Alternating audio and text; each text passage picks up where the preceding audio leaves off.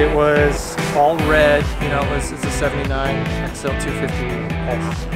And yeah, so I was in Europe at the time and he sold it. He was like, hey, do you want this bike? I said, yeah, so we picked it up. And then I dropped it off with Steve and Tara.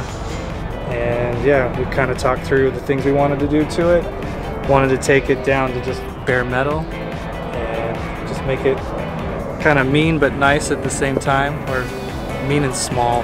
We took a front fender off of a Sportster and stripped it down. We put an LED light on the front so that we can have good light on trails if I'm riding at dusk. There's no automatic start, there's no key, it just starts.